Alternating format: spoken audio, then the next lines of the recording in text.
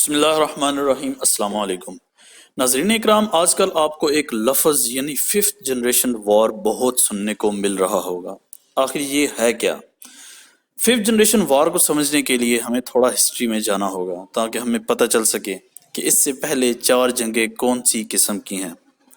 میں ہوں عبد الماجد اور آپ دیکھ رہے ہیں ماجد ٹی وی۔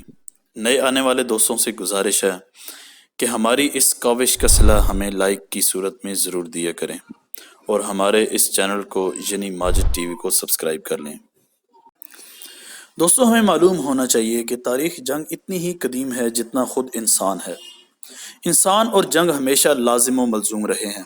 انسان کا پہلا ہتھیار اس کا اپنا طاقتور جسم تھا جو کمزور انسان کے جسم کو شکست دے سکتا تھا۔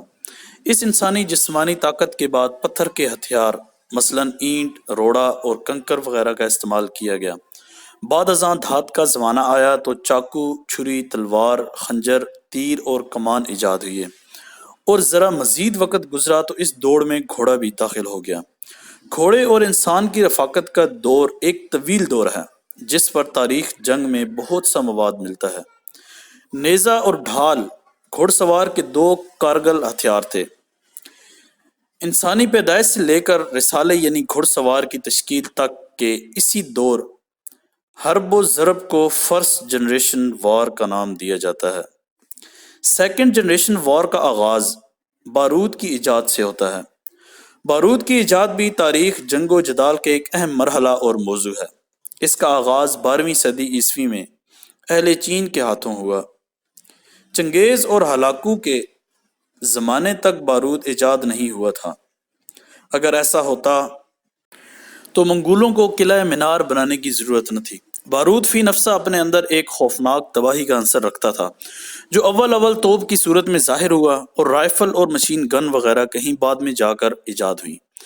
بارودی جنگوں کا یہ عہد 12ویں صدی سے شروع ہو کر 19ویں صدی عیسوی تک رہا، اور اسے سیکنڈ جنریشن وار فیئر کے نام سے یاد کیا جاتا ہے۔ دوستو، تھرڈ جنریشن وار کا آغاز شعبہ جنگ میں فضائی قوت کے انڈکشن سے ہوا، یعنی 17 دسمبر 1903 کا واقعہ ہے کہ رائٹ برادرز، امریکہ کے 2 بھائی جن کو رائٹ برادرز کے نام سے یاد کیا جاتا ہے، ہوائی جہاز کے موجد تھے۔ ہوائی جہاز جسے اول ڈاک کی تقسیم کے لیے استعمال کیا گیا تھا، جلد ہی ایک کارگر جنگی ہتھیار بن گیا۔ 1914 میں جب پہلی جنگ عظیم شروع ہوئی تو جہاز کی عمر صرف 11 برس تھی، لیکن اس کم سنی کے باعث اس جنگ کے دونوں فریقوں اتحادی اور محوری نے ہوائی جہاز کو ایک تباہ کن جنگی ہتھیار بنا دیا۔ امریکہ، جرمنی، فرانس، روس اور اٹلی کی افواج میں فضائی قوت کے کئی اسکواڈرن استعمال ہوئے۔ بمبرز، فائٹرز اور ٹرانسپورٹر طیاروں کی پہلی جنگ عظیم میں بہت اہم کردار ادا کیا، لیکن اس فورس کی اصل ڈیولپمنٹ 2 عالمی جنگوں کے درمیان 21 برسوں یعنی 1918 سے لے کر 1939 میں ہوئی، اور اس کی انتہا اگست 1945 میں اس وقت ہوئی جب امریکہ نے اپنے B-29 طیاروں کے ذریعے جاپان پر 2 ایٹم بم گرائے۔ یہ عالمی جنگ وار فیئر کی تیسری نسل کا حصہ تھی۔ ان فائری اسلحہ جات سے لڑی جانے والی جنگوں کو کائی وارز بھی کہا جاتا ہے۔ یہ تھرڈ جنریشن وار ابھی نیکٹک جاری ہے اور امید کی جاتی ہے کہ آنے والے ہر دور میں جاری رہے گی۔ جنگ و جدل کی چوتھی جنریشن کو نفسیاتی جنگ و جدل بھی کہا جاتا ہے۔ اس کا آغاز دوسری جنگ عظیم میں جرمنی کے وزیر اطلاعات گوئبلز کے ہاتھوں ہوا۔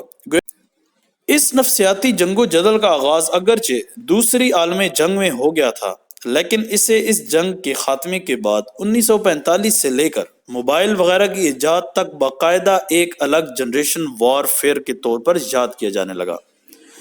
یہی سائیکولوجیکل وار فیئر 4th جنریشن وار فیئر کہلاتی ہے۔ اب آتے ہیں 5th جنریشن وار فیئر کی طرف۔ ہر فوجی آفیسر اس اصطلاح کو جانتا، سمجھتا اور اپنی تحریر و تقریر میں استعمال کرتا ہے۔ عسکری بریفنگ میں اس کا جب استعمال کیا جاتا ہے تو اس سے مراد وہ جنگ لی جاتی ہے جس میں سائبر وار، اکنامک وار، سائیکولوجیکل وار اور ہر وہ حربہ جنگ شامل ہوتا ہے جس میں فزیکل ہتھیاروں کا استعمال نہ ہو۔ دوستو، دنیا اب جوہری جنگوں سے کنارہ کشی اختیار کرنے کے بہانے ڈھونڈ رہی ہے، اور اس لیے ہر نان کئی نیٹک جنگ و جدل کو 5th جنریشن وار فیئر کہہ کر پکارتی ہے۔